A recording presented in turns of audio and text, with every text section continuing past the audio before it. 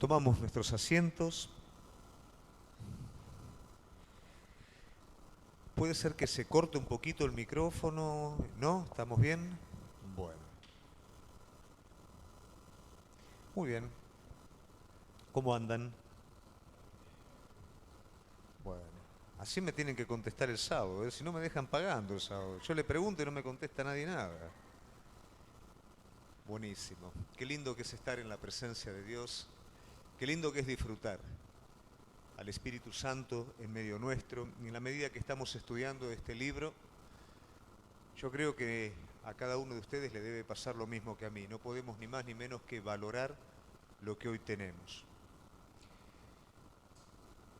Me llama a la reflexión el capítulo que vamos a estar viendo hoy, que es el capítulo 11, perdónenme, no por el capítulo simplemente, sino por ir viendo cómo ese espiral descendiente o ascendente, ¿no es cierto?, que va hacia el propósito final de Dios, se va interrumpiendo en determinadas pausas y continúa de nuevo cada vez precipitándose más a ese tiempo final, pero cómo extiende Dios su misericordia para que las personas sean salvas, pero también cómo me inquieta ver el carácter de las personas en ese tiempo. Probablemente cuando nosotros vemos el libro de Apocalipsis, nos parece que el carácter de la persona en ese tiempo es el mismo, nuestro hoy. En cierto aspecto sí, pero los tiempos y las situaciones van a ser completamente diferentes. El corazón del hombre se va a endurecer a un punto tal que aún viendo las cosas enfrente, no las va a ver, no las va a percibir. Su corazón, su espíritu no va a tener reacción a las cosas. Cada acontecimiento en su magnitud va a apuntar a despertar a la persona para que la persona definitivamente pueda acceder a la misericordia de Dios, pero el hombre se va a obstinar. Pero también yo reflexionaba en nuestro tiempo presente. Digo, Señor, ¿cómo hacemos para no entrar en un proceso de endurecimiento en nuestras vidas? Y entendí que el secreto tiene que ver con cuidar lo que tenemos. Si hay algo que el enemigo es un artista desde el primer momento, hablábamos hoy con Diego, con Reggie, es ofrecerte lo que ya Dios te dio. Es hacerte ver de alguna manera que vos podés obtener lo que Dios ya te dio por atajos en los cuales Dios no tenga nada que ver con vos.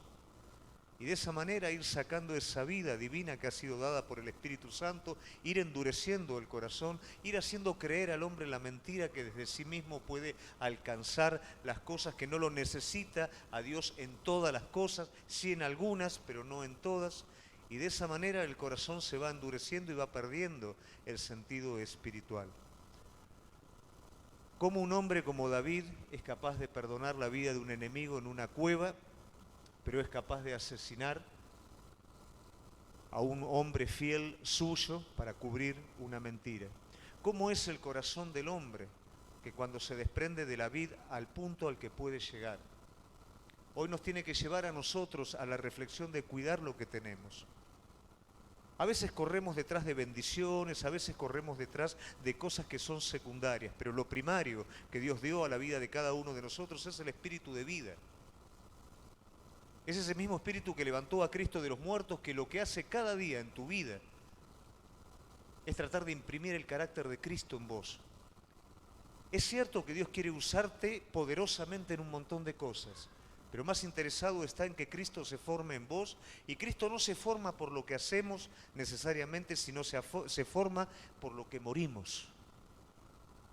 Cada vez que nos negamos a nosotros mismos, cada vez que aquello que apunta a satisfacernos temporalmente e inmediatamente es puesto en la cruz del Calvario, Cristo asoma su vida a través de la nuestra. Y esto es poder de Dios. Y esto afecta al mundo que nos rodea.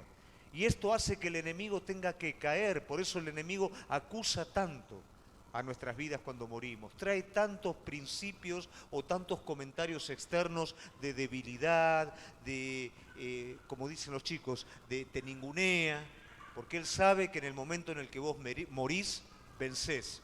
Él sabe que la vida verdadera es la vida que viene desde la muerte, es la vida de resurrección. Y de esa manera nosotros nos mantenemos dóciles en cada momento para no caer en semejante ejemplo de lo que a continuación vamos a estar viendo. Guarda tu corazón porque de él mana la vida. No dejes que ninguna noción en tu mente se haga una raíz en tu vida que termine endureciendo definitivamente tu corazón y no puedas ser sensible a la percepción del Espíritu en vos. Hoy vamos a ver el capítulo 11 y vamos a ver nosotros que del toque de la sexta trompeta a la séptima trompeta hay un interludio, hay una pausa.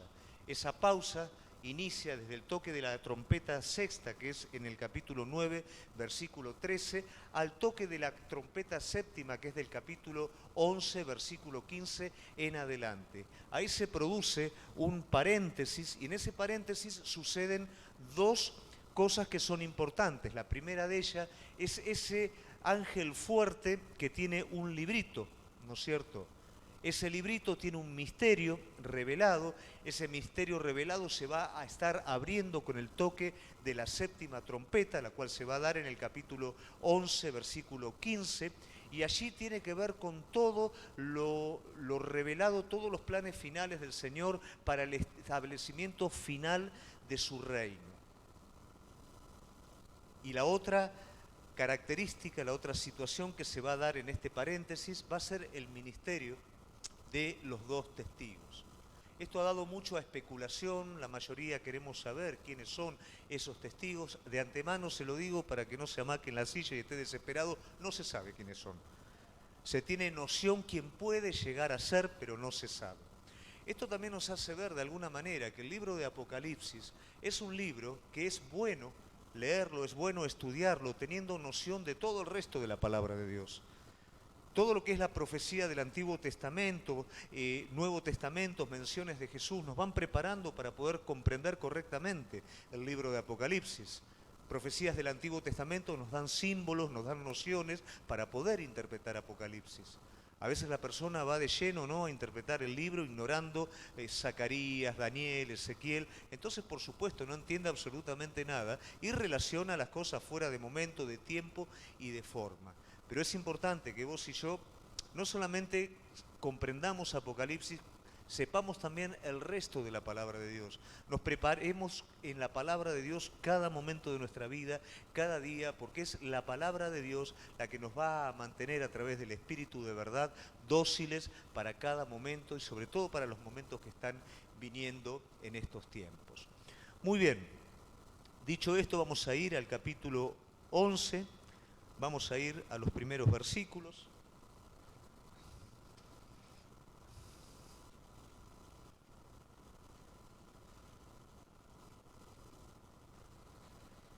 Hay una costumbre que tengo que siempre hago papelitos, pero ¿sabés qué me pasa? No alcanzo a leer nunca los papelitos porque soy corto de vista.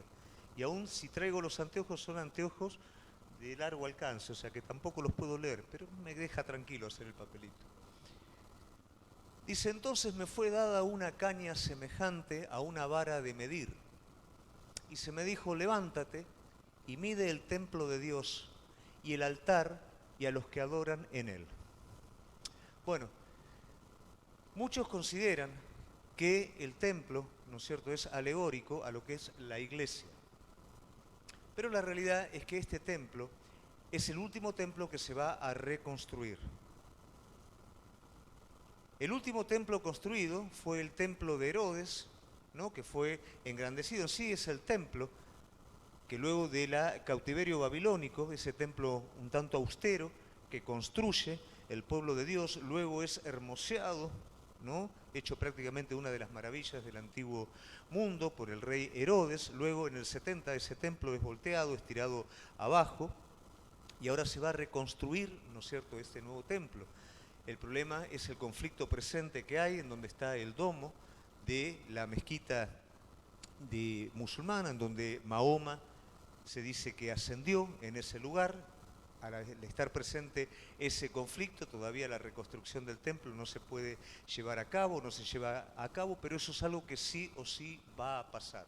¿Por qué decimos que va a pasar? Porque las profecías de Daniel, Pablo aún en 2 de Tesalonicenses 2:4, nos señala acerca de la abominación desoladora. Para que la abominación desoladora esté presente, el templo tiene que estar reconstruido. El anticristo seguramente va a estar, cuando haga el pacto con algunas naciones de Israel, va a estar facilitando de alguna manera la reconstrucción del templo para que luego en la última semana, ¿no?, que es una semana que se divide en 3 años y medio y 3 años y medio, él en la mitad de la semana pueda hacer cesar el sacrificio, entrar en el templo y hacerse adorar a sí mismo como Dios. Ahí, por supuesto, es cuando ya él muestra la hilacha, como quien dice, y empieza la persecución final. Se precipita todo hacia el final. Todo esto nos da, de alguna manera, un argumento para entender que ese templo sí o sí se va a reconstruir. Dice, me fue dada una caña semejante a una vara de medir. ¿Qué quiere decir? Solamente podía medir algo un propietario, ¿no es cierto? La medida, el poder tomar una medición, era sinónimo de propiedad, de que lo que iba a medir le pertenecía. ¿Qué le pertenecía? El templo, y también le pertenecía el altar y los que adoraban en él. ¿Quiénes son esos que le pertenecían al que iba a medir? ¿Quién era pertenencia del Señor? ¿Quiénes adorarían en ese altar? Bueno, eso es el remanente de israelitas que aceptarían a Jesucristo, al Mesías, como Señor y Salvador. Ese remanente, que sería un grupo que entraría en conflicto con los gentiles al final, ¿no es cierto?, porque habría una persecución, habría una guerra, y luego el anticristo, ¿no es cierto?, los perseguiría determinadamente. Esos son el grupo que pertenecían al Señor. Entonces, cuando el Señor está diciendo, mido el templo, me pertenece, el altar me pertenece, y este remanente de israelitas me pertenece a mí. Pero en el versículo 2 hay algo, ¿no es cierto?, que a él no le pertenece, que él no tiene nada que ver con esto. Dice, pero el patio que está fuera del templo, déjalo aparte y no lo midas, porque ha sido entregado a los gentiles.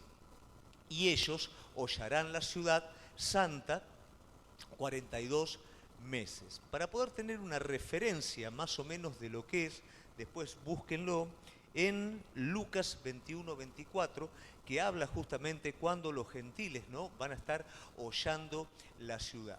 ¿Cómo? Los gentiles entran en conflicto justamente con aquellos que son medidos, ¿no es cierto?, que son propiedad del Señor. Ellos no son propiedad del Señor, es un lugar que no pertenece. Aquí el incrédulo se levanta, ¿no es cierto?, contra este remanente fiel, fiel al Señor. No, volvé de nuevo para atrás. Serán entregados a los gentiles. Ellos hollarán la ciudad santa 42 meses, lo cual sería un equivalente a 1260 días. Esta es la última etapa de la semana, serían 3 años y medio. Es la última etapa de la semana, ¿no es cierto? Recordemos que en la última semana, dividida en 3 años y medio y 3 años y medio, los primeros 3 años y medio son los que el anticristo establece el pacto con el pueblo de Israel. Él viene con una falsa paz, él trae una supuesta prosperidad para engañarlos. Recuerden siempre el caballo blanco, el jinete con el caballo blanco, con un arco sin flecha. Viene a ser algo político, un arreglo político, pero luego él muestra la hilacha a partir de esos 3 años y medio, rompe el pacto y se convierte en un perseguidor del pueblo de Dios. Muy bien. Y daré a mis 2 testigos que profeticen por 1260 días vestidos de cilicio. Entonces esto quiere decir que los testigos van a estar predicando, van a estar profetizando, ¿no es cierto?, en esta unidad de tiempo, que son 3 años y medio. Ese va a ser el tiempo en el que estos 2 testigos van a estar profetizando. Es maravilloso entender que en medio de tanta calamidad, ¿no es cierto?, el Señor levanta 2 hombres de Dios. ¿Por qué? Porque Él todavía tiene un remanente, Él todavía tiene un pueblo. Todas las maravillas que el Señor prometió para su pueblo las va a estar cumpliendo. Cuando nosotros hoy vemos a Israel, vemos que es prácticamente imposible considerar que vuelvan al Señor, que acepten al Mesías, pero Dios cumple todo lo que ha prometido. Pensar que el pueblo de Dios iba a volver del cautiverio babilónico y reedificar la ciudad era una locura. Pensar que hoy el pueblo de Dios es lo que es, porque es una potencia mundial de las más importantes de todas, cuando prácticamente no tenían ni siquiera territorio, es algo imposible de creer. Pero la realidad de todo esto es que lo que Dios promete lo hace. ¿Qué quiere decir? En tu vida, evidentemente hay un montón de cosas que parecen imposibles creer. Y vos con lo único que te quedaste es con una promesa. Pero es lo único que tenés que tener. Basta la promesa de quien promete para que se cumpla. Es un asunto de tiempo, pero lo que Dios prometió lo cumple en tu vida. Y lo que Dios ha prometido a nivel mundial, a nivel histórico, es algo que se va a cumplir. Como dijimos anteriormente, los antecedentes nos apoyan. De las 3 semanas, ¿no es cierto?, de las 3 unidades de semana, 2 se cumplieron. ¿Qué quiere decir? Eso se inclina a decir, bueno, la tercera sí o sí se tiene que cumplir también. ¿Correcto? Bueno, estos testigos son los 2 olivos y los 2 candeleros que están en pie delante del Dios de la tierra. Ahí comienza de alguna manera a darnos un poquitito, ¿no?, una perspectiva. Por eso decimos que es importante que vos conozcas la profecía bíblica. En el libro de Zacarías nos habla de los 2 ungidos. ¿Te acordás quiénes son? Josué y Zorobabel. Correcto. ¿Ellos qué representaban? Ellos representaban el gobierno y representaban la parte espiritual, la parte política y la parte espiritual.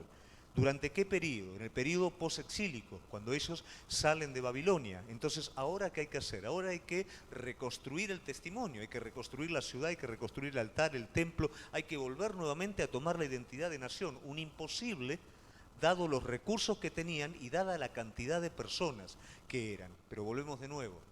Eso queda a un lado. Lo importante es lo que Dios promete y lo que Dios dice. ¿Y qué hace el Señor con estos 2 ungidos? Les promete algo.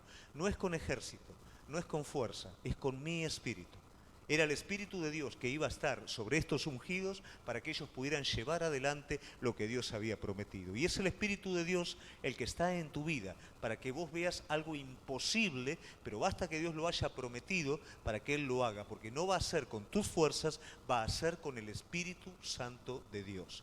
Por eso la importancia de cuidar nuestro corazón. El Espíritu Santo de Dios guía a toda verdad. El Espíritu Santo de Dios va a hablar en lo profundo de tu ser, pero si tu corazón está entretenido con otras cosas, no lo vas a escuchar. Si tu corazón está endurecido, vos no lo vas a escuchar. Y déjame decirte esto, hay una sola cosa que vos necesitas. Necesitas al Espíritu de vida adentro tuyo. Necesitas a aquel que es el que te guía, aquel que es el que te fortalece, aquel que te da sabiduría y entendimiento para ver lo que vos no podés ver. Eso es lo único que vos necesitas. De allí en adelante, el resto de todas las cosas. Muy bien. Si alguno quiere dañarlos, acá empieza a tomar un poquito consistencia de los 2 testigos del Señor. Si alguno quiere dañarlos, sale fuego de la boca de ellos. Esto no... Algunos dicen que sale fuego literal, pero hay muchas interpretaciones. Yo no me lo imagino, ¿no es cierto? Pero no quiere decir que no sea. Yo me lo imagino con un mensaje muy poderoso, muy fuerte, ¿no es cierto? Como Jesús cuando hablaba que los dejaba todos sin palabras. En lo personal, ¿no? Yo me lo imagino de esta manera. Y devoraba a sus enemigos. Y si alguno quiere hacerle daño, debe morir él de la misma manera. Estos testigos tienen, para este tiempo que va a ser tan pero tan complicado, tienen de parte de Dios un cuidado especial. Nadie los puede tocar. ¿Por qué? Porque Dios es el que los está guardando.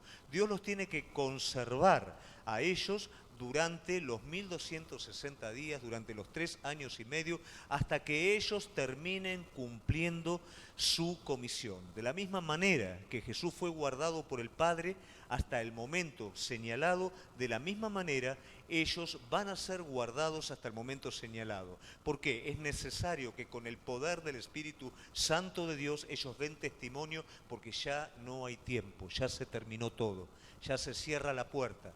Lo que hay, lo que queda, queda. Entonces ellos son la última posibilidad para la gente que queda. Ellos tienen que dar testimonio del Señor con todas sus fuerzas. Y así todo No todo el mundo va a creer.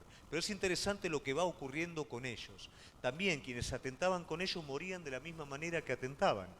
Fíjate hasta qué punto el Señor los guardaba. O sea que también ellos tenían un poco de temor. No te olvides que prácticamente todas las hordas del anticristo, todas las personas que apostatan, aquí hay un conflicto deliberado. ¿Por qué no lo pueden hacer durante 3 años y medio sin que nadie los mate? Porque el Señor los está guardando. El Señor los cuida. Estos tienen poder para cerrar el cielo a fin de que no llueva en los días de su profecía. Y tienen poder sobre las aguas para convertirlas en sangre y para herir la tierra con toda plaga cuantas veces ellos quieran. ¿Qué quiere decir? El poder que les es dado de lo alto es un poder heavy. No es, viste, esa profecía medio... me dice el Señor que mañana capaz que llueve, ¿no? No es una cosa así. O sea, es algo contundente.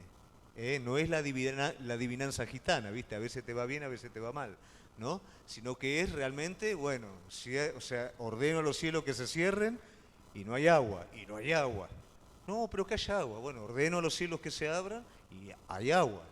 Es heavy el asunto, ¿no es cierto? ¿Por qué? Porque es necesario que ellos den un testimonio poderoso de Dios. Es necesario que ellos puedan estar arrepintiéndose. Entonces, según las señales que ellos van a hacer, nos puede dar una leve aproximación, ¿no?, de quién pueden llegar a ser estos dos testigos. Por supuesto, Elías y Moisés. En el último libro, antes de entrar en el Nuevo Testamento, que es Malaquías, no sé si lo podés poner en el capítulo 4, versículo 4 en adelante. Malaquías 4, versículo 4 en adelante, nos da de alguna manera también la referencia para poder afirmar que estos dos testigos pueden llegar a ser Moisés y Elías, ¿no es cierto? Las señales son propias, ¿no? Moisés, en cuanto a las señales de Egipto, son muy pertinentes, a las que aquí también están presentes, y Elías también, con abrir y cerrar los cielos, o sea que la señal que estos profetas hicieron en el Antiguo Testamento también son las que aquí se presentan. Malaquías 4:4 dice: acordaos de la ley de Moisés mi siervo, al cual encargué en Horeb ordenanzas y leyes para todo Israel. 4:5, he aquí yo envío al profeta Elías, antes que venga el día de Jehová grande y terrible. Juan el Bautista tiene el espíritu de Elías, pero la venida de Cristo no es el día grande y terrible. Esa es la venida, ¿no es cierto?, del ungido. El día de Jehová, la venida grande y terrible, es la segunda venida de Cristo. Entonces, ¿qué pasa? Aquí dice que Elías vendrá primero. ¿Es literalmente Elías? No se sabe. Probablemente puede ser un profeta con el espíritu de Elías, otro con el espíritu de Moisés.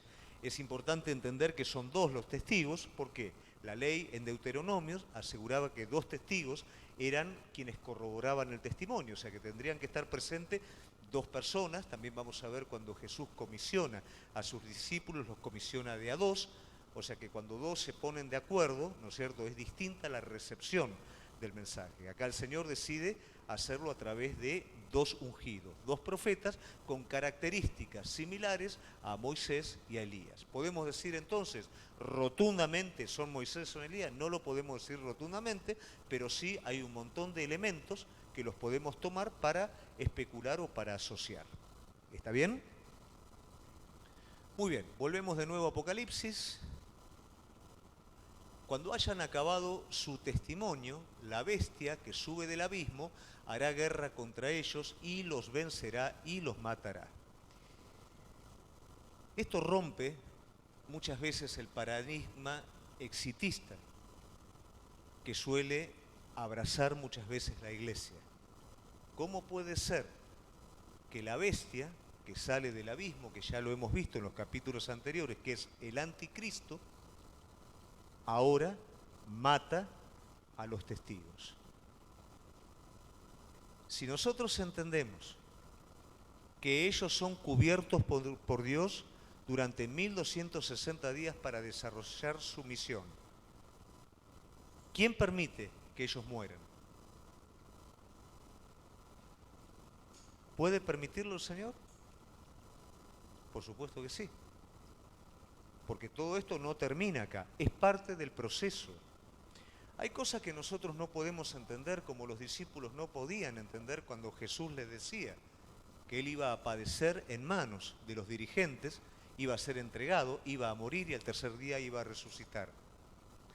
Hay cosas que a veces nosotros en nuestra inmadurez no podemos sobrellevar, pero si nosotros simplemente como un niño nos abrazaríamos a entender que el Rey de Reyes, Señor de Señores, soberano de toda la tierra, sabe lo que hace, sabe que todo va dirigido a una victoria final, entiende cómo mover los hilos de nuestra vida, ¿cuántas ansiedades serían de nosotros? ¿Cuántas especulaciones? ¿Cómo lo va a hacer? Pero ¿y si yo no me doy cuenta? Y, a ver, es Dios. Es el soberano, sabe cómo hacer. ¿Cómo le haces entender, Yami, a la nena? ¿Le haces entender lo mismo que a Reggie? No. Bueno, no sé. Pero bueno, no. Le hablás, le haces gestos de una manera que la nena entienda. Y a Reggie simplemente le hablás y Reggie entiende. A nosotros. El Señor le va a hablar a Diego de una manera, le va a hablar a Silvina de otra manera, te va a hablar a vos de otra manera y a cada uno según la capacidad que nosotros tengamos de recibir, de entender. Pero Él hace su voluntad perfecta sobre todas las cosas. Nada de lo que Él haga está librado al error. Solamente tenemos que confiar en aquel que hace las cosas de una manera mucho más abundante de lo que nosotros podemos creer o entender. Y ahora vas a ver cómo sigue la historia. Los termina matando, ¿no? Dice, y sus cadáveres estarán en la plaza de la gran ciudad, que en sentido espiritual se llama Sodoma y Egipto, donde también nuestro Señor fue crucificado. Bueno, ahí se nos arma un poquito de lío, pero no hay lío en esto. ¿Dónde fue Jesús crucificado? En Jerusalén. La ciudad es Jerusalén. Sodoma y Egipto es la característica espiritual de Jerusalén en ese tiempo. Egipto como un sinónimo de miseria y de esclavitud. Y Sodoma como un sinónimo de perversidad. Entonces, las características de Jerusalén en esa época iban a ser estas. No lo pases, ¿eh? Donde también nuestro Señor fue crucificado. Sus cadáveres estarían 3 días en la plaza, ¿no es cierto? A ver, ¿cuál te parece a vos que puede ser el sentido de tomar estos dos hombres de Dios, estos dos ungidos, y dejarlos muertos en la plaza? Es algo parecido a cuando un tirano cae, ¿viste qué hacen con el cadáver? Que juegan al fútbol, los patean, los escarnecen, los dejan tirados, ¿no es cierto? ¿Cuál podría ser el sentido? Sí, sí. Un falso sentido de victoria. Estos eran los que nos torturaban, estos eran los que nos hablaban de lo malo que éramos, del juicio que venía, de lo que no queríamos escuchar. Bueno, acá están. Mirá lo que es el hombre. Estos testigos estaban vestidos de cilicio. Predicaban un mensaje de arrepentimiento. El cilicio que tenían encima era pertinente al mensaje que ellos predicaban. Todo esto no era ni más ni menos que gracia. Y lo que a ellos los hacía predicar este mensaje en medio de un mundo completamente opuesto era el amor de Dios. El amor de Dios que es respondido por ellos, que son las víctimas, que son los que van a caer en condenación eterna, escarneciendo, habiendo podido matarlos a ellos, exponer todo esto como un triunfo, como una victoria. ¿No es algo parecido a lo que pasó con Cristo? Fíjate de lo que es capaz el hombre. Fíjate por qué todo esto. Fíjate cuál es la actitud que el hombre toma para con un Dios de amor. Eso está en el corazón caído del hombre. Eso está en el corazón caído. Ojo con lo que voy a decir o cómo lo vas a tomar. Esto está en el corazón caído de cada uno de nosotros. Por eso necesitamos la vida de Cristo. Por eso necesitamos el espíritu de vida adentro nuestro que nos esté renovando continuamente. Ellos toman ahora estos testigos como un triunfo, como un trofeo. Seguimos. Y los del pueblo, tribu y nación verán sus cadáveres por 3 días y medio y no permitirán que sean sepultados. Cuando estamos hablando pueblo, tribu, nación, ¿estamos hablando de qué? Estamos hablando de todo el mundo. ¿Y cómo te parece a vos que todo el mundo lo puede ver? Por la red. Ahora pregunta, ¿cuándo fue escrito Apocalipsis? ¿Había red? Qué tremendo, ¿no? Qué tremendo. Entonces, ¿qué pasa? Todos iban a ver esto. ¿Por qué? Porque iba a ser anunciado al mundo entero como una supuesta victoria sobre Dios. ¿Ven que todo es mentira? ¿Ven que todo era una farsa? ¿Ven que no tiene sentido? Y para que nadie haga ninguna cosa rara, los vamos a dejar aquí, sin enterrar, escarnecidos, tirados sus cadáveres en ese lugar. Y los moradores de la tierra se regocijaban sobre ellos, y acá es el colmo de la perversidad, mirá, y se alegraban y se enviaban regalos uno al otro, porque estos dos profetas habían atormentado a los moradores de la tierra. ¿Qué hacían los profetas? ¿Iban corriendo atrás y con la boca le escupían fuego? ¿Los atormentaban de esa manera? No. Los atormentaban desde la verdad. Al espíritu rebelde la verdad les tormento. Cuando se predica el evangelio puro, cuando se predica la verdad de Cristo, ¿sabes qué pasa con muchas personas? Se van, se aburren, porque no es lo que quieren.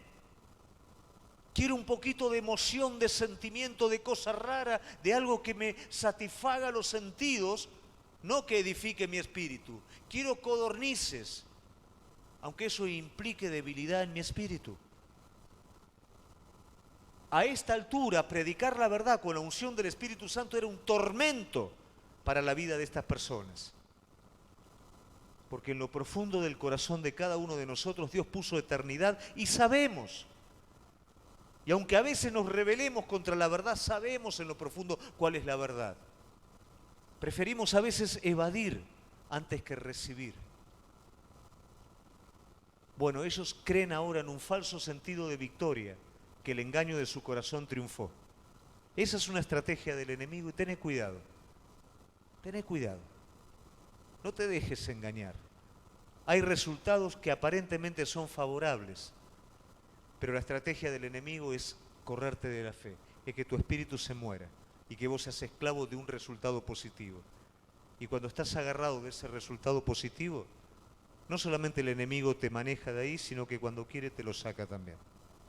Cuidado con esto. Pero después de 3 días y medio entró en ellos espíritu de vida, enviado por Dios, y se levantaron sobre sus pies y cayó gran temor sobre los que lo vieron. Imagínate un cadáver de 3 días. No es como los que consideran otras denominaciones santos incorruptos. 3 días de muerto, todo el proceso de putrefacción entra, más la golpiza, más todo el escarnecimiento que tuvieron. Pero dice que espíritu de vida entra en ellos y ellos son levantados de ahí. Esa es la vida que triunfa, la vida de la resurrección, la vida de la muerte. Entonces uno se preguntaría, ¿cómo puede ser que el Señor los entregó a muerte? ¿Cómo puede ser el Señor permite determinadas cosas en nuestra vida? Es para que muchas veces muera lo que nos sirve y resucite a una vida nueva lo que realmente vale, lo que realmente triunfa, lo que realmente tiene sentido.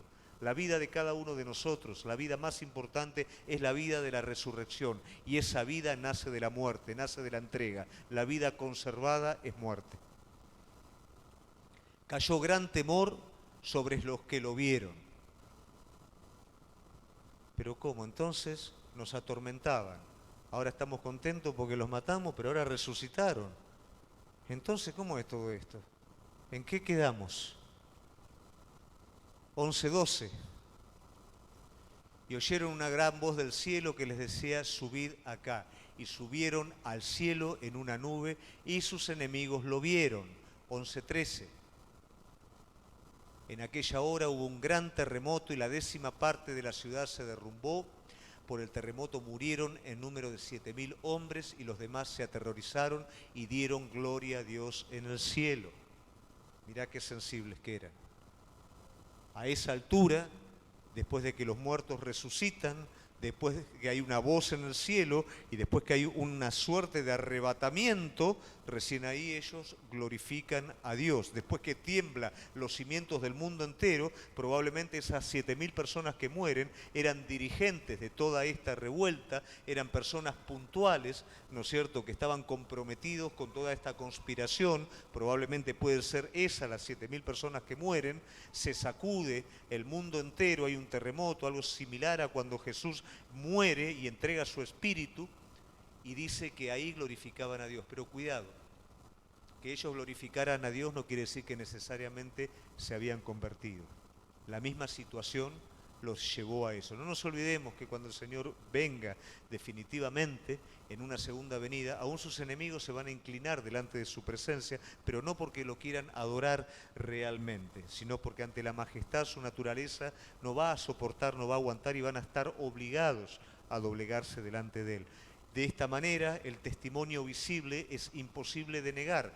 Hasta aquí estamos viendo cómo el infierno, ¿no?, se está expresando, pero aquí estamos viendo cómo el cielo comienza a expresarse de una manera diferente. No puede hacer la persona rebelde ni más ni menos que glorificar a Dios. Y aún así todo no quiere decir que se hayan convertido.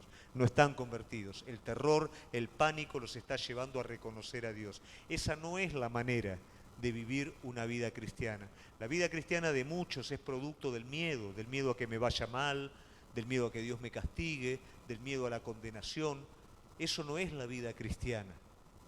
La vida cristiana es una vida de amor, es una vida de entrega por gratitud a Cristo, por amor a lo que Él es. A veces oramos cuando las cosas nos van mal, glorificamos a Dios y nos volvemos consagrados cuando perdemos cosas. Pero cuando la prosperidad viene a nuestras vidas, ¿no es cierto?, nos olvidamos de aquel que nos da todas las cosas. Bueno, este es un poquito el carácter, desde otro lado, pero el carácter de las personas en este tiempo. 11:14.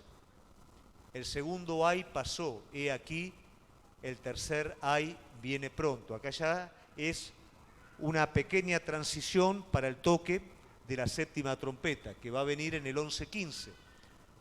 Entonces, 11:15 dice, el séptimo ángel tocó la trompeta y hubo grandes voces en el cielo que decían, los reinos del mundo han venido a ser de nuestro Señor y de nuestro Cristo, y Él reinará por los siglos de los siglos.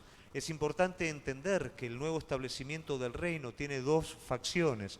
Una primer facción que es terrenal y temporal, que es el milenio, que se va a dar durante 1000 años, ¿no es cierto?, en la tierra, y después la última facción, que es una facción eterna, ¿no es cierto? Entonces aquí estas voces están anticipando a estos últimos sucesos que ya están para darse. Todavía no se dan, pero solamente el Señor los está proclamando. Es el misterio del libro que se está abriendo. Entonces estas voces, aunque todavía no está, se anticipan y lo dan por hecho. Ya está, porque el Señor lo dijo. Vamos al 16. Los 24 ancianos que estaban sentados delante de Dios en sus tronos se postraron sobre su rostro, adoraron a Dios. Vamos al 17. Diciendo, te damos gracias, Señor Dios poderoso, el que eres, eras, el que has de venir, porque has tomado tu gran poder y has reinado. Están exaltando aquí la virtud del Señor. Esos ancianos en estos momentos están felices, están gozosos, porque esto era lo que estaban esperando. Entonces ellos adoran al Señor exaltando las virtudes de quien es Él.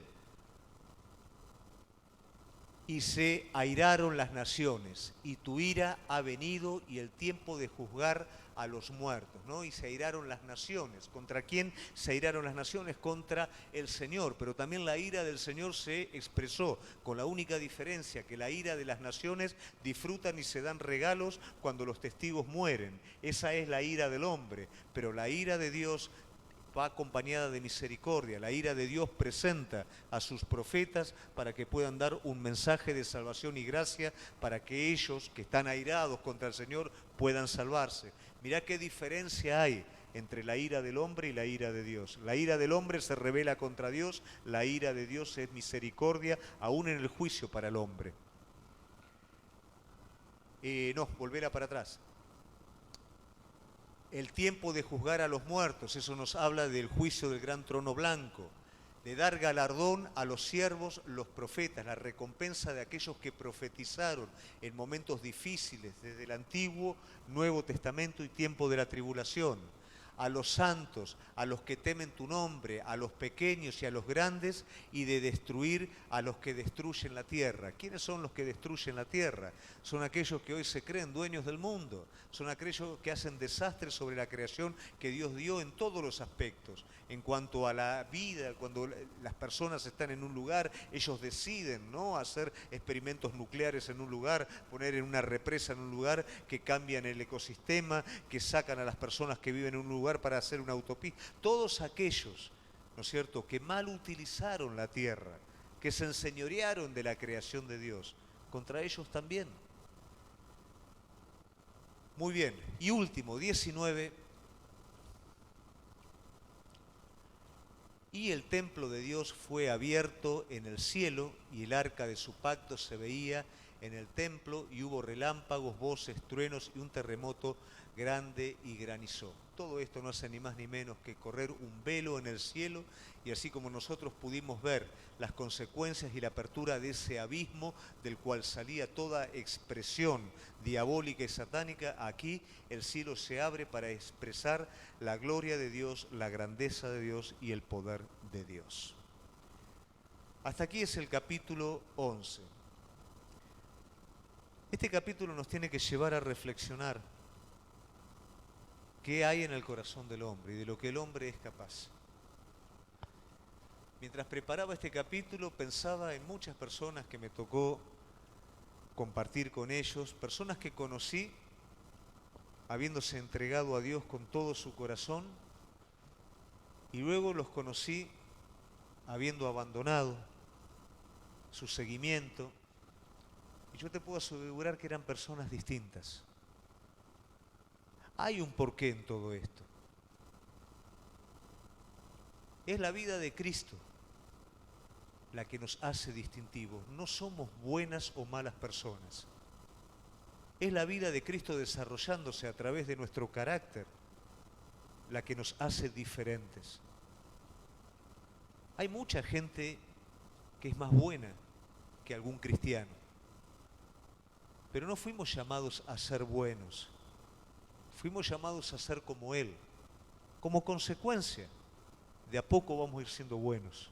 Algunos ya vienen buenos de fábrica, ¿no es cierto? Como Arturo, ya viene bueno de fábrica, ya es así, ¿no? Ya un poco más y el cuerpo glorificado. Otros somos malos y nos vamos haciendo a imagen de Él. Nos va tratando y nos va tratando y nos va tratando y nos hace a su imagen. Pero qué órgano espiritual es delicado es el corazón.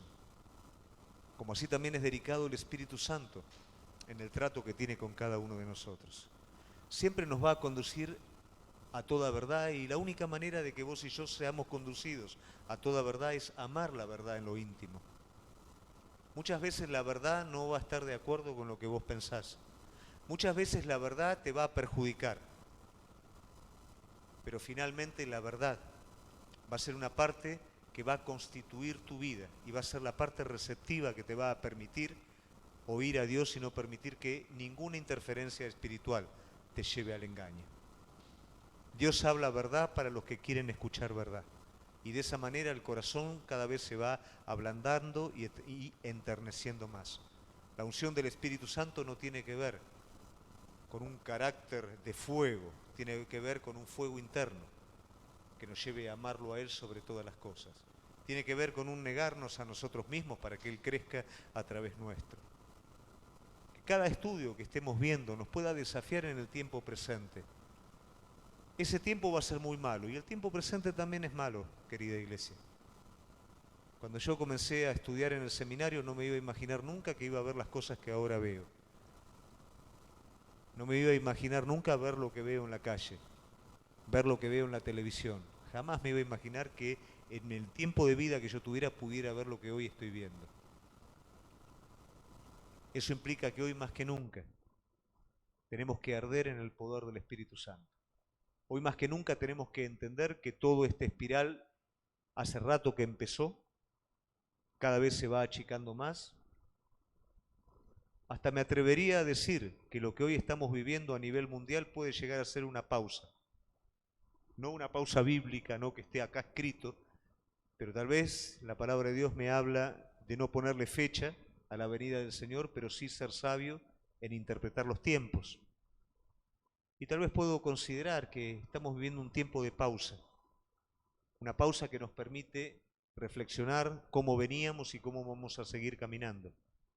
Una pausa que nos permite reflexionar qué vamos a hacer de nuestras vidas, si vamos a jugar al cristiano o vamos a ser como estos hombres, profetas de Dios. Y ojo que profeta no quiere decir adivinar el futuro. Profeta quiere decir proclamar la verdad de Dios en el presente. Si nos vamos a levantar de esta manera y vamos a prevenir, guardar nuestras vidas y prevenir a una generación que no tiene rumbo, que está confundida. Si realmente vamos a tomar una identidad en el propósito de Dios, en el carácter de Cristo, y vamos a poder ser sal y luz en esta tierra. Amén. Nos ponemos de pie.